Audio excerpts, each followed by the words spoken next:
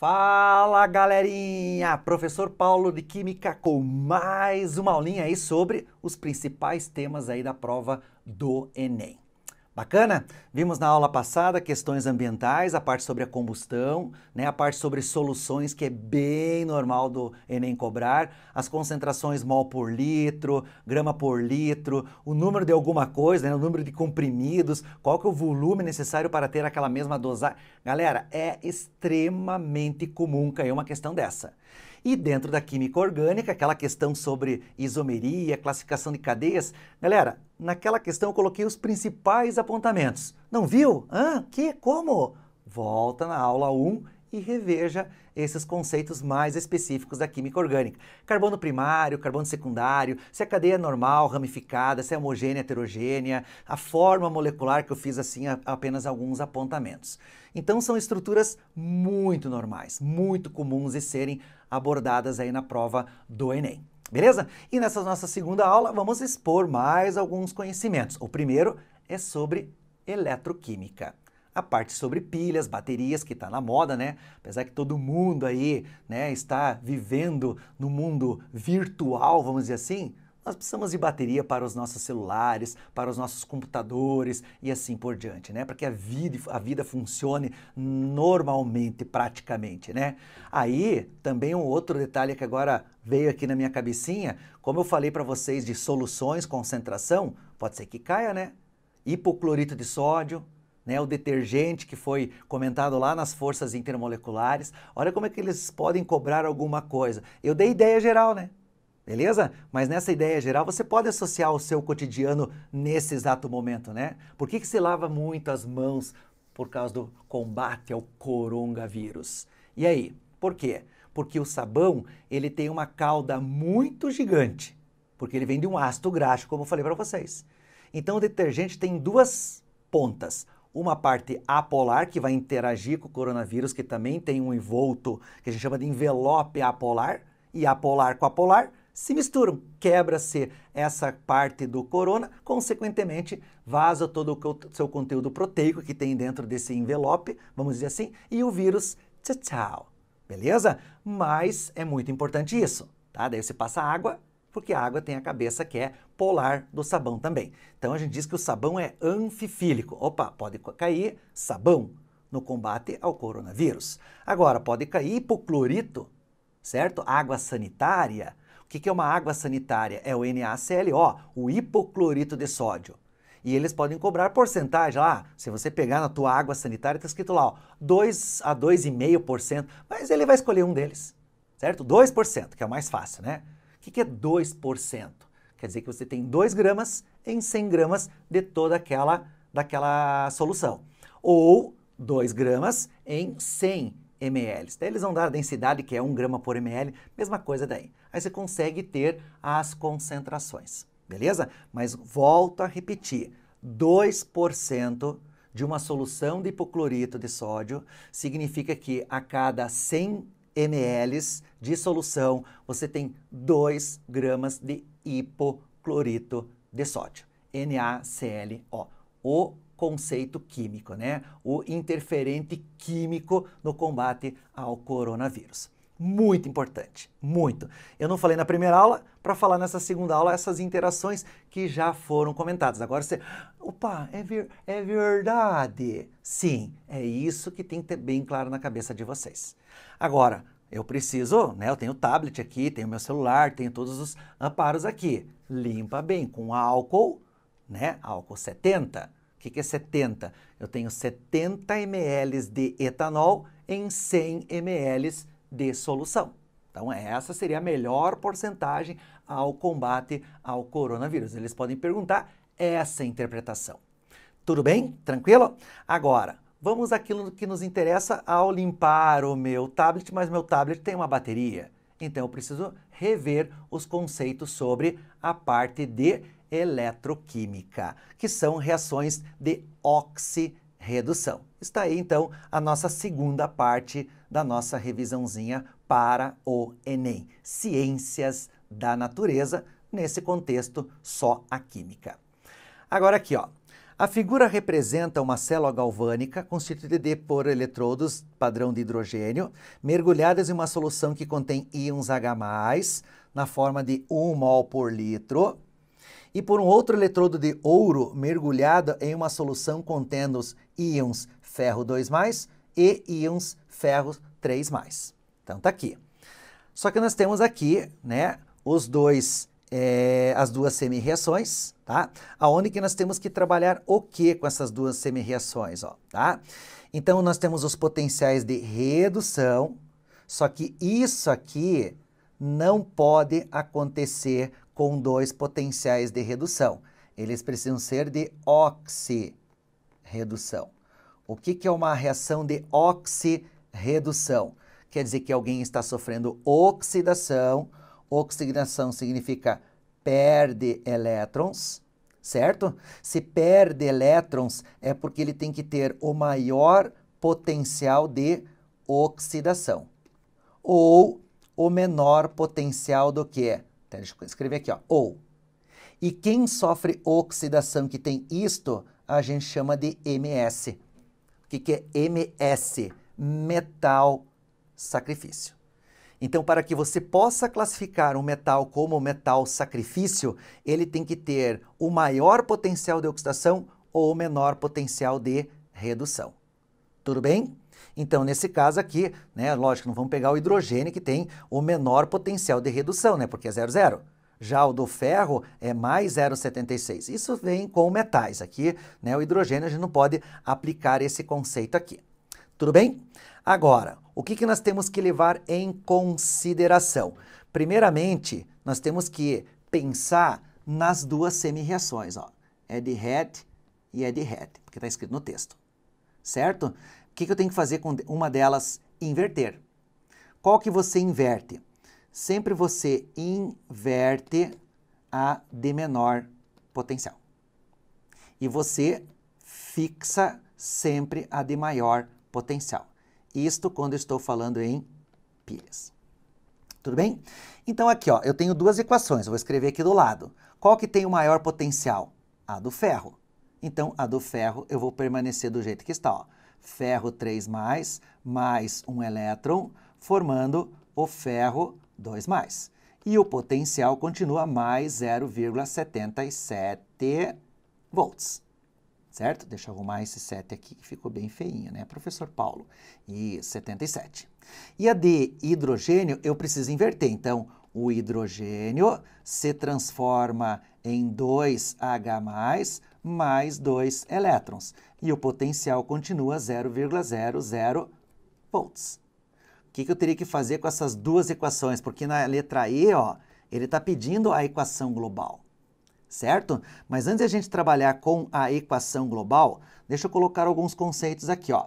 A de ferro permaneceu a mesma, então ele continua sofrendo redução, e a de hidrogênio inverteu, então ele passou a sofrer o quê? Oxidação. Só que dentro dessa parte da eletroquímica tem que vir uma palavrinha na cabeça de vocês, que se chama pipoca. Sim, pipoca. Pilha, positivo, cátodo. Escreva isso na hora da tua prova quando tiver uma questão, ó. Pipoca. Na pilha, o positivo é chamado de cátodo. Então, esse cara só pode ser o cátodo, que é o polo positivo. Mas por que você está colocando na redução, professor? Porque daí você pode associar também ao mesmo conceito, galera, ó.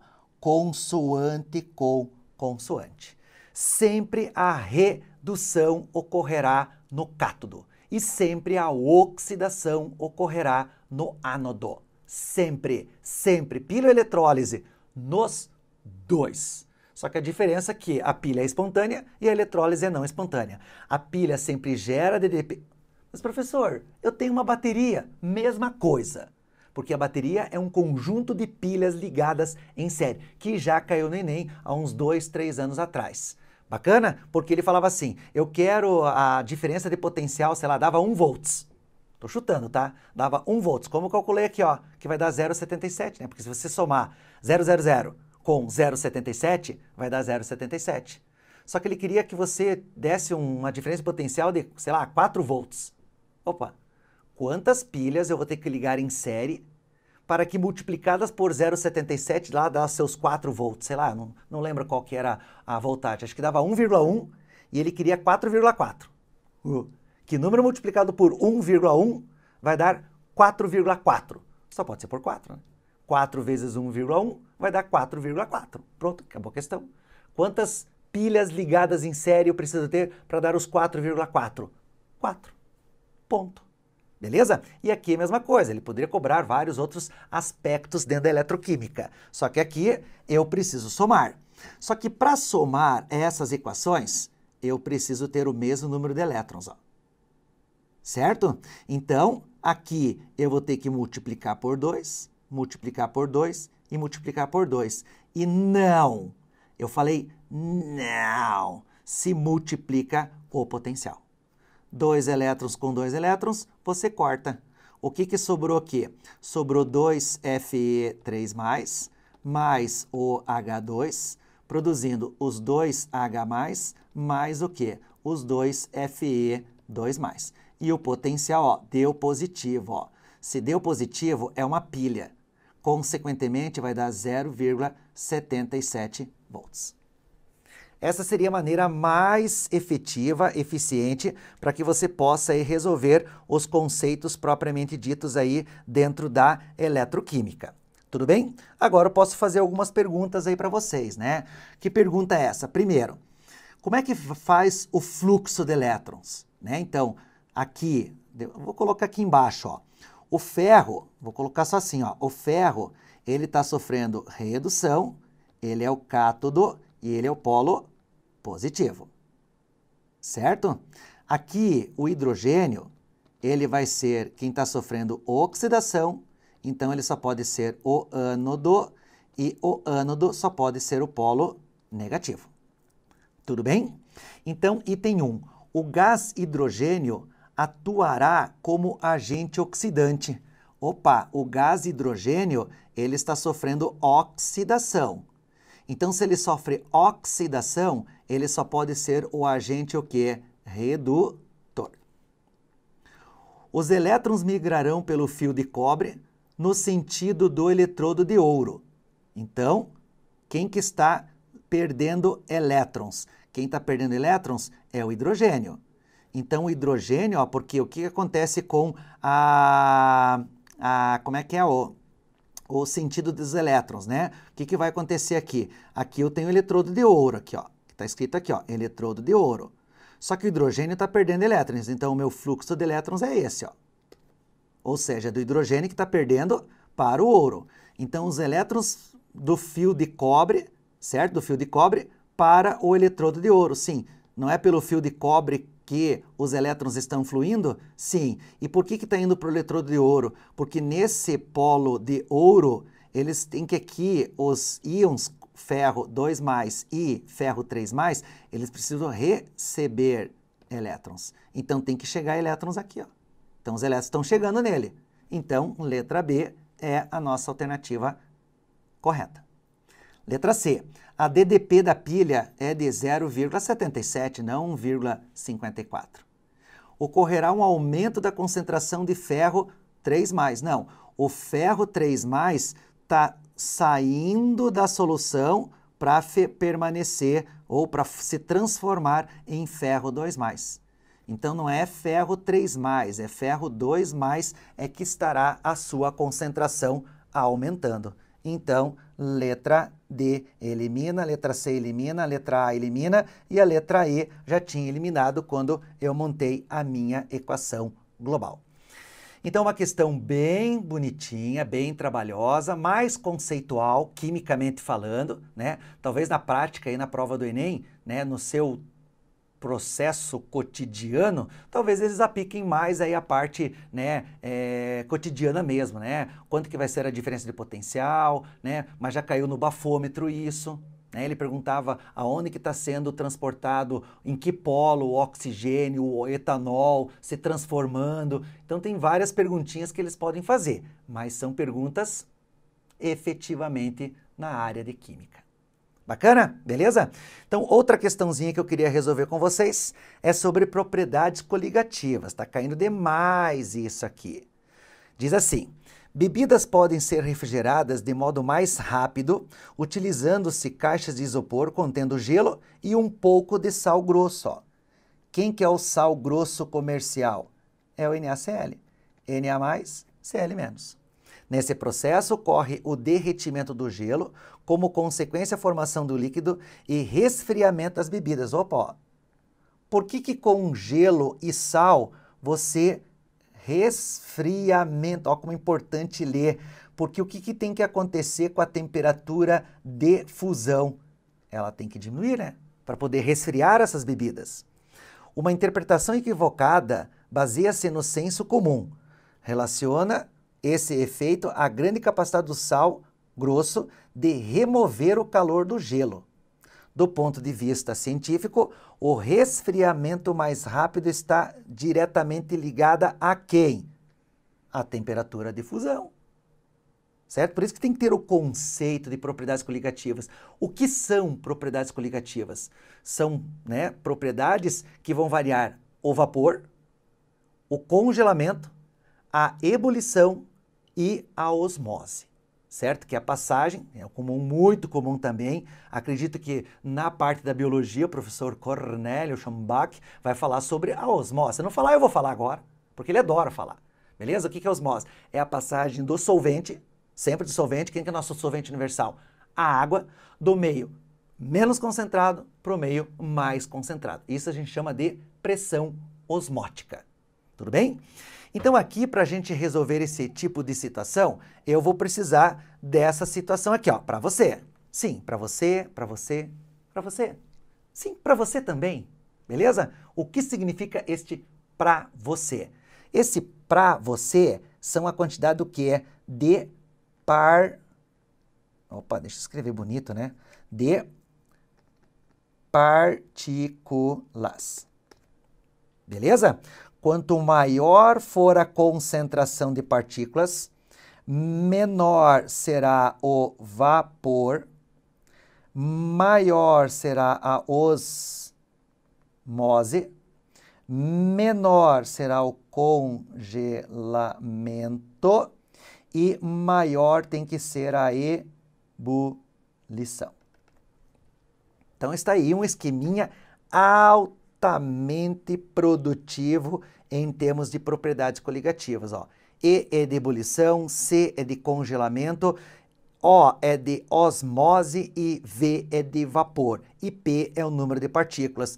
Eu não estou acrescentando partículas lá dentro, que é o NaCl? Sim. Então, se você aumenta o número de partículas, quanto maior o número de partículas que você acrescentou, significa que menor será a minha temperatura de congelamento. Então, do posto científico, o que está alterando aí? Existe alguma coisa sobre o ponto de fusão? Olha a letra E, tá vendo? Ó, na veia essa relação sobre essas características da propriedade coligativa. Não vou nem comentar mais, ó. Letra E, a nossa resposta correta. Por que isso? Porque quando você acrescenta sal, já caiu em alguns outros vestibulares, que a gente pode ser que caia também na prova do Enem. Por exemplo aí, eu vou cozinhar feijão. Acho que todo mundo já viu fazer o cozimento do feijão, né? Você coloca para cozinhar em uma panela normal ou numa panela de pressão? Panela de pressão. Por quê? Porque cozinha mais rápido. Por que cozinha mais rápido? Porque a pressão lá dentro é maior? Quem é que faz cozinhar o alimento? A temperatura. A biologia comenta isso, né? Momentos de pandemia, é bom ficar de febre? Não, porque a febre desnatura as proteínas. Biologia, deixa com eles lá, mas você já sabe disso, certo? Então é a temperatura que faz cozinhar o alimento mais rápido. Com sal ou sem sal? Com sal. Que quando você acrescenta sal, você está acrescentando partículas, correto? Olha para a tela agora, ó. Se você está colocando mais partículas, o que acontece com a minha temperatura de ebulição? Lá dentro da panela de pressão, onde que a temperatura já é maior. Se você já colocou sal, a temperatura vai ser maior ainda. E se a temperatura é maior, o que acontece com o cozimento? Ele é mais rápido. Essa foi uma questão de um vestibular aí, qualquer da vida aí. beleza? Não vou citar para não ter, mas pode ser que caia de novo. Não tem problema, é conceitual, galera. Então não tem por que não cobrar. Imitando? Não estou imitando. Eu estou colocando o meu cotidiano, certo? Então é um contexto muito importante, tá? Então aqui eu só queria comentar com vocês sobre essa característica das propriedades coligativas, tá? Então, mesma coisa, ó, se você colocou sal de cozinha lá dentro, o que que vai acontecer, tá? Por exemplo, assim, ó, tem questões que eles podem cobrar, né?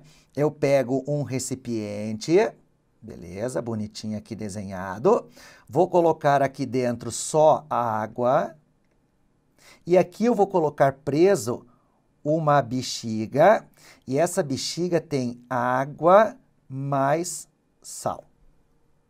Eu pergunto para vocês agora, ó, pode ser que ocorra isso na biologia, né? Um peixe que você pega lá da água doce e joga ele na água salgada. O que que vai acontecer com esse peixe? Ele vai estufar ou ele vai murchar? A mesma coisa a salada. Por que que você não pode temperar a salada toda? Porque se você temperar a salada toda, você está colocando partículas, tempero, partículas. O que que vai acontecer com o passar do tempo? Ela vai murchar. Aí você preparou aquela montoeira de salada e só vai consumir 1/3 daquilo. Outro terço vai ficar com aquele aspecto murcho. Você olha assim, não vou comer esse negócio aí. Está jogando fora, desperdício.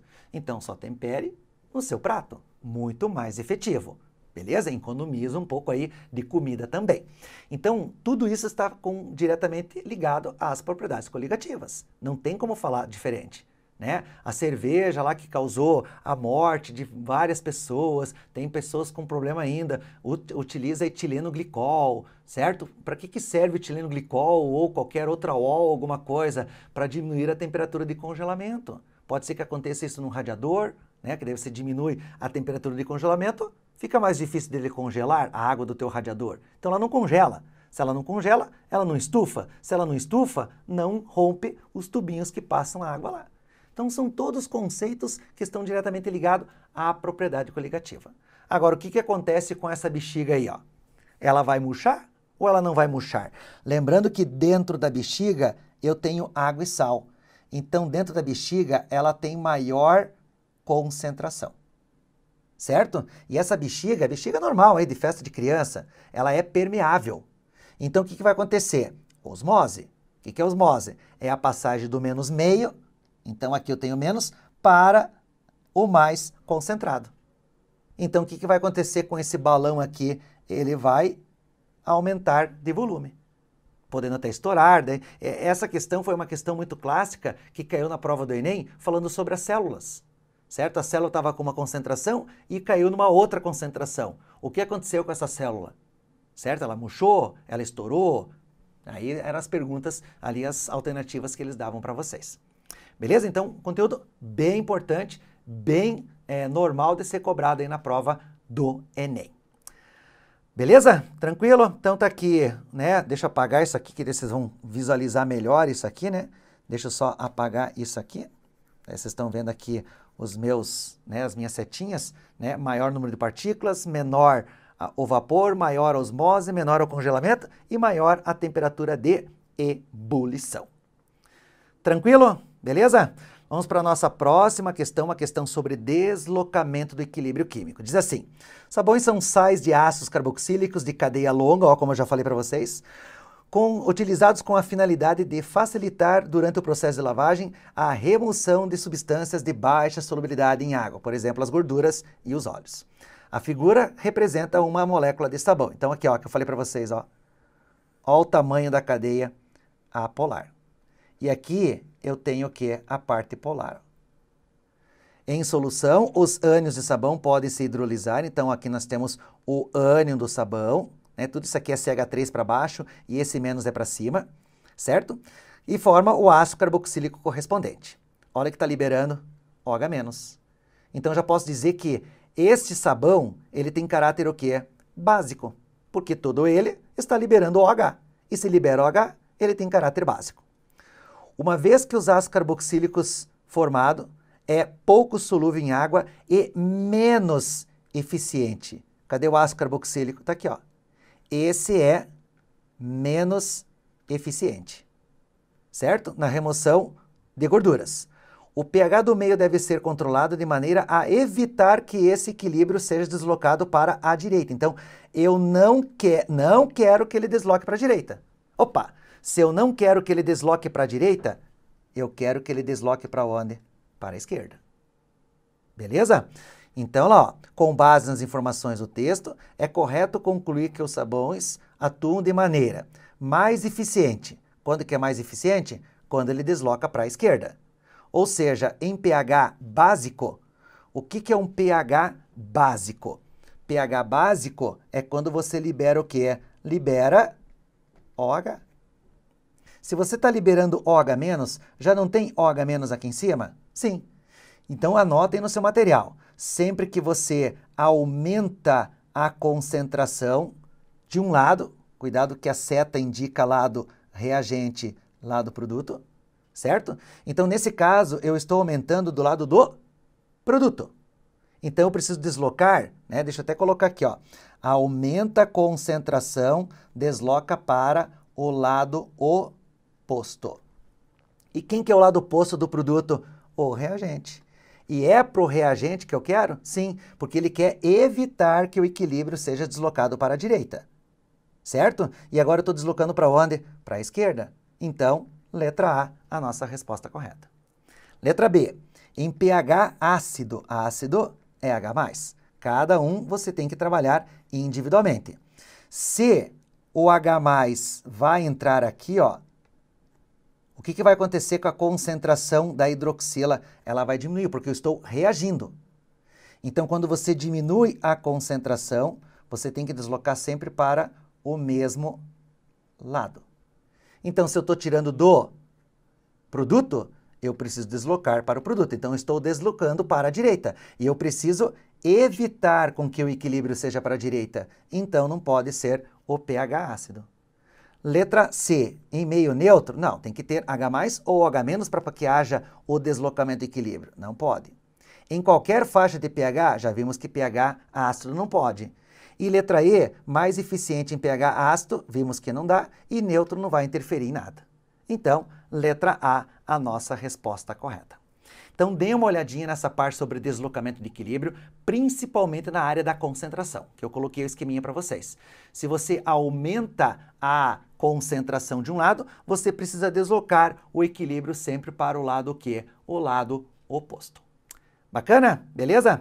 E a última questãozinha que eu queria resolver com vocês é sobre a radioatividade. Beleza? Tem todo um texto bonitinho aqui, tá? Que fala sobre o lixo radioativo nuclear, certo? Tem que fazer toda a leitura aqui, tá? Aonde que nós vamos ter que ter o tempo para reduzir, que a gente chama de tempo de meia-vida, certo? E tem que observar os elementos, né, que podem durar na medicina, pode ser importante aí, né, em outros aspectos. A gente não pode só pensar na bomba atômica ou, né, Hiroshima, Nagasaki, Fukushima e assim por diante. Então tá aqui, ó o gráfico aqui, ó. Eu tenho 1 quilo e caiu para meio. Em quanto tempo? Em 1620. Então, isto aqui a gente chama que é o tempo de meia-vida. Porque se você pegar de meio para 1/4, ó, é dividido por 2 de novo. E quanto que dá essa diferença aqui? Vai dar o mesmo 1620 anos. As informações fornecidas mostram que, letra A, quanto maior é a meia-vida da substância, mais rápida ela se desintegra? Não, quanto maior o tempo, mais difícil dela se desintegrar. Então, mais lentamente ela vai se desintegrar. Letra B. Apenas 1/8 da amostra de rádio 226 terá decaído após 4.860 anos? Não, pessoal. 1/8 é o que resta desse cara. De 1 até 1/8 vai ser desintegrado quanto? 7/8. Então, não 1/8. Letra B, elimina. Letra C. A metade da quantidade original de Césio 226, rádio 226, ao final de 3.240, ao final de 3.240, ainda estará por decair. Ele fala a metade. Não, quanto que você vai ter? 1/4. Então, elimina. Letra D. Restará menos de 1% do rádio após decorrer 3 meia-vidas? Então, eu estou falando em porcentagem. Isso aqui corresponde a quantos por cento? A 100%. Então, 100% eu tenho no início. Uma meia-vida, 50%. Uma meia-vida, 25%. Já foram duas. Uma meia-vida, 12,5%. Certo? E ele falar que restará menos de 1%? Não. Eu vou ter ainda 12,5%. Então, letra D elimina. E letra E, a amostra de rádio 226 diminui a sua quantidade pela metade a cada intervalo de 1.620 anos devido à desintegração radiativa. O que é isso? É o meu tempo de meia-vida. A própria definição. Então, letra E, a nossa resposta correta. Né? Só para dar aquela animada aqui no 1/8, ó, certo? Você teria que fazer assim, né? 1, aqui eu tenho meio, aí eu tenho, né? Se você for fazer todo o decaimento aqui, ó, você vai ter o quê? 1/4 e você vai ter 1/8. 1/8 é o que resta ainda. E ele fala que foi decaído. Não, eu tinha 1. Para sobrar, restar 1/8, tem que decair quanto? 7/8. Por isso que eu coloquei os 7/8 aqui para vocês entenderem que tem que fazer essas linguetinhas que a gente chama, né, de decaimento. 1 para meio, para 1/4 e assim por diante. Bacana? Também conteúdo bem cobrado aí na prova do Enem. Lembrando o que é uma fissão, que é a quebra do núcleo grande, o que é uma fusão, que é a união de núcleos menores formando núcleos maiores. Mas o que mais cai é a parte sobre o tempo de meia-vida. Ok? Então, beleza, galera? É isso que eu queria falar para vocês nesses 2 momentos aqui. Dê uma estudadinha, são os principais tópicos aí da prova do Enem. Um grande abraço a todos, uma ótima e excelente prova para todos e até uma próxima. Tchau, tchau!